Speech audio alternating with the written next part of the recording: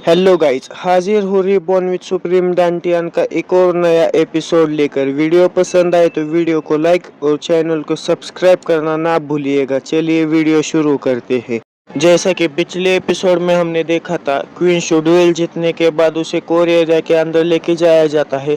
जब वो कोरिया के अंदर एंटर करता है तो उसकी चारों तरफ बहुत बड़ी बड़ी पत्थर की मूर्तियाँ होती है, जिन्हें देखकर क्वीन शू कहता है कि क्या ये एम्परर की मूर्तियाँ हैं।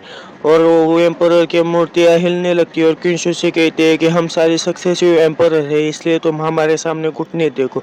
लेकिन क्वीन शू उनके सामने घुटने नहीं टेकता। इसकी वजह से वो एम्परर की मूर्तियाँ काफ़ी गुस्सा हो जाती है और क्वीन शू की तरफ हमला करने के लिए बढ़ जाती है और कहती है कि हम सारे के सारे सक्सेसिव एम्परर है और तुम्हारी हिम्मत कैसे हुई हमारे सामने घुटने ना टेकने की। एपिसोड की शुरुआत में हमें दिखाया जाता है एक एम्परर की मूर्ति अपना मुक्का लेकर क्वीन शू की तरफ हमला करने के लिए बढ़ जाता है और क्वीन शू से कहता है कि हमारे सामने घुटने टेको वरना तुम मारे जाओगे। उस मुक्के को अपना तरफ आता देख क्वीन शू भी अपना पोजीशन में आता है और उसे कहता है कि मैं घुटने सिर्फ तुम्हारे सिस्टर के सामने टेकूंगा।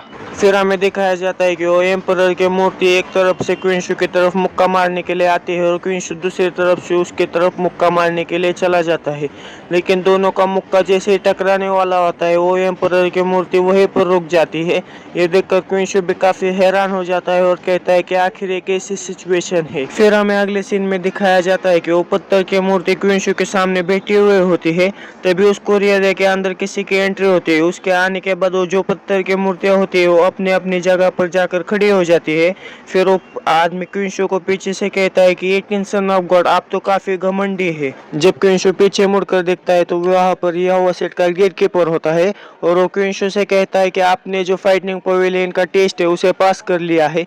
उसे देखकर क्वीन शू कहता है कि आखिर तुम कौन हो। फिर वो गेट कीपर क्वीन शू के पास आता हुआ उससे कहता है कि मैं यहोवा सेठ का गेट कीपर हूँ। बस दोस्तों, आप ये मत समझना कि पिछले एपिसोड में तो क्वीन शू को पता था कि ये गेट कीपर है, लेकिन क्वीन शू को ये पता नहीं था कि वो गेट कीपर है और सिर्फ मिस्टर जाओ को पता था कि वो गेट कीपर है। क्वीन शू ने उसे सीनियर कहकर पुकारा था। फिर हमें गेट कीपर के बारे में बताया जाता है। उसकी जो एग्जिस्टेंस है वो काफी मिस्टीरियस होती है और हमें नहीं पता होता है कि आखिर गेट कीपर कौन है और उसकी कल्टीवेशन लेवल क्या है, लेकिन ऐसा कहा जाता है वो स्ट्रॉन्गेस्ट डिफेंस लाइन है यह हुआ सिख। फिर क्वीन शू गेट कीपर को ग्रीट करता है, जिसे देखकर गेट कीपर क्वीन शू से कहता है कि इतना भी पोलाइट होने की कोई भी जरूरत नहीं है। अगर तुम्हारे जहन में कोई क्वेश्चन है तो तुम मुझे यहाँ पर पूछ सकते हो। फिर क्वीन शू उस गेट कीपर से पूछता है कि सीनियर, यहाँ पर जो पत्थर की मूर्तियाँ रखी हुई है क्या वो सच में यहोवा सेक्ट के एम्परर थे। फिर वो गेट कीपर क्वीन शू से कहता है कि हाँ भी और नहीं भी। यहाँ पर जो पत्थर की मूर्तियाँ रखी हुई है उनमें सारे डायनेस्टीज के जो एम्परर थे उनकी स्पिरिचुअल थॉट्स यहाँ पर छोड़े गए हैं और इनका ये पर्पज है कि ये सन ऑफ गॉड को टेस्ट करे। ये सुनने के बाद क्वीन शू पूछता है कि कैसा टेस्ट। फिर वो गेट कीपर बताने लगता है कि जो ग्रेट एम्परर का रास्ता है वो सीधा जाने का है, बिना किसी डर के और अपने आप पर भरोसा करके कि हम इनविंसिबल है, हमें कोई भी हरा नहीं सकता। आप हेवन के सामने घुटने टेक सकते हैं, अर्थ के सामने घुटने टेक सकते हैं, अपने पेरेंट्स के सामने घुटने टेक सकते हैं, लेकिन किसी और के सामने नहीं। और तो और अगर आपके सामने दूसरा कोई ग्रेट एम्परर आए तब भी आप उसके सामने घुटने नहीं टेक सकते। नहीं तो आपके अंदर इतना भी घमंड नहीं होगा तो जो बैटल है एम्परर के थ्रोन के लिए वो आपके हार के साथ खत्म हो जाएगा। और जो रास्ता होता है ग्रेट एम्परर का वो काफी डिफिकल्ट होता है। हजारों सालों में सिर्फ एक ही बंदा ऐसा पैदा होता है जो कि उस रास्ते को पार कर सकता है। क्वीन शू उसकी ये सब बातें काफी गौर से सुन रहा होता है।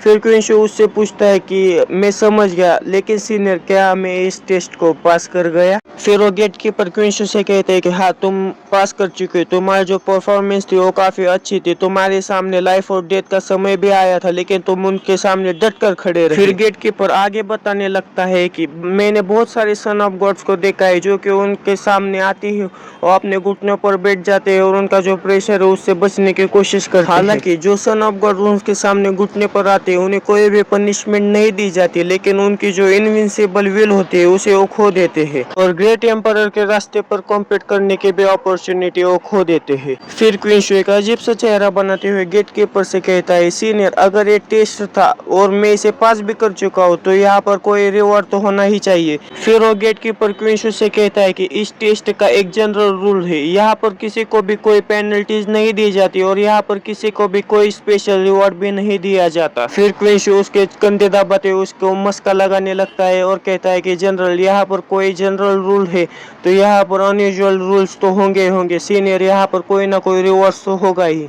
क्विंशु की ये सब हरकतें देखकर गेटकीपर भी काफी परेशान हो जाता है और वो क्विंशु से कहता है कि तुम काफी स्ट्रांग हो, लेकिन एक छोटा सा बेनिफिट पाने के लिए तुम शेमलेस बन रहे हो। मैं तुम्हें सच में समझ ही नहीं पा रहा हूँ, रुको मैं तुम्हें बेनिफिट्स देने का कोई इंतजाम करता हूँ। फिर वो गेटकीपर उन पत्थरों की मूर्तियों से पूछता है कि जेंटलमैन, आखिर 18 सन ऑफ गॉड कैसा परफॉर्म कर रहे हैं। ये सुनने के बाद वो पत्थर की मूर्तियां आपस में एक दूसरे की तरफ देखने लगते हैं और कुछ कहते हैं जो कि सिर्फ गेटकीपर को ही समझ में आता है। फिर गेटकीपर हवा में उड़ता है और उनसे कहता है, अगर ऐसी बात है तो आपके पास जो अच्छी चीज है वो 18 सन ऑफ गॉड के साथ क्यों शेयर नहीं करते। ये सुनने के बाद पत्थर की मूर्तियां फिर से गेटकीपर से कुछ कहती है जो कि सिर्फ गेटकीपर को ही समझ में आता है। फिर वो गेटकीपर उनसे कहता है, क्या आप इसके बारे में बुरा मत मानो। फिर वो गेटकीपर आगे कहता है कि इतने सालों के बाद किसी सन ऑफ गॉड ने पहली बार आपसे कुछ मांगा है। ऐसा कहने के बाद हमें दिखाया जाता है कि उस एम्परर की मूर्ति में से नीले कलर की रोशनी बाहर निकलने लगती है, जिसे देखकर क्विंशु भी काफी डर जाता है। फिर हमें दिखाया जाता है कि वहां पर रखी हुई सारी एम्परर की मूर्तियों में से नीले कलर की रोशनी बाहर निकलने लगती है और वो नीले कलर की रोशनी सीधा क्विंशु के अंदर जाने लगती है। ये देखकर वो गेटकीपर काफी गुस्सा हो जाता है और गुस्से में उन मूर्तियों से कहता है कि तुम्हारी हिम्मत भी कैसी हुई 18 सन ऑफ गॉड को अप्रूव करने की और तुम्हारे पास जो कुछ भी है उसे देने की। अब क्या अप्रूव करने की और क्या कुछ देने की हमें आगे पता चलेगा। फिर हमें दिखाया जाता है कि वो नीले कलर की रोशनी धीरे धीरे करके क्विंशु के अंदर एब्जॉर्ब होने लगती है। फिर हमें थोड़ी देर बाद का सीन दिखाया जाता है जहाँ पर वो नीले कलर की रोशनी पूरी तरह से क्विंशु के अंदर एब्जॉर्ब हो जाती है। ये देखकर क्विंशु गेटकीपर से पूछता है कि सीनियर अभी क्या हुआ। फिर वो गेटकीपर क्विंशु से कहता है कि वो एम्परर के रास्ते का क्यूआईलक था। फिर क्विंशु उनसे पूछता है कि एम्परर रास्ते का क्यूआईलक आखिर ये क्या है। फिर वो गेटकीपर क्विंशु से कहता है कि जब तुम एम्परर बनोगे तो तुम्हें ये सब कुछ समझ में आएगा, ये ग्रेटेस्ट रिकॉग्निशन है और जब भी तुम इसे प्राप्त करना चाहोगे तो ये ओवरसेट के एम्परर के द्वारा तुम्हें ये मिलेगा। ये सुनने के बाद क्विंशु काफी चौंक जाता है। फिर वो पत्थर की मूर्तियों के सामने झुककर उससे कहता है कि आपका बहुत बहुत शुक्रिया सीनियर। फिर हमें कॉरिडोर के बाहर का सीन दिखाया जाता है जहाँ पर क्विंशु और गेटकीपर आमने सामने खड़े हुए होते हैं।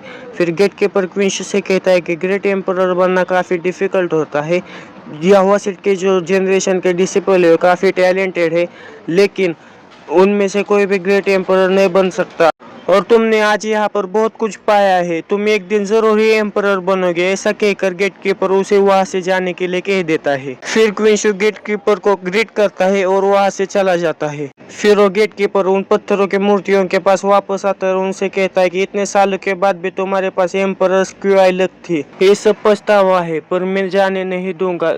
पर मुझे ये बात समझ में नहीं आ रही है कि तुमने 18 सन ऑफ गॉड के अंदर क्या देखा। तुम लोगों ने उसे एम्परर के रास्ते का क्यूआईलक क्यों दे दिया। हालांकि वो इस टेस्ट को पास कर चुका था, लेकिन वो बहुत सारे सन ऑफ गॉड्स में से एक सन ऑफ गॉड था। फिर उनमें से एक मूर्ति कहती है कि 18 सन ऑफ गॉड के पास जो ऑरा है वो एक एम्परर का ऑरा है और वो ग्रेट एम्परर के रास्ते पर पहले भी चल चुका है और वो बहुत दूर तक जा चुका है। ये सुनने के बाद गेटकीपर तो काफी हैरान हो जाता है और उनसे कहता है कि हाँ मैं समझ गया। फिर हमें फाइटिंग पवेलियन के बाहर का सीन दिखाया जाता है जहाँ पर 14 सन ऑफ गॉड और क्विंशु फाइटिंग पवेलियन से बाहर निकल रहे होते हैं और उन्हें देखकर वहां पर खड़े हुए लोग कहते हैं कि 18 son of God fighting pavilion से बाहर आ चुके हैं।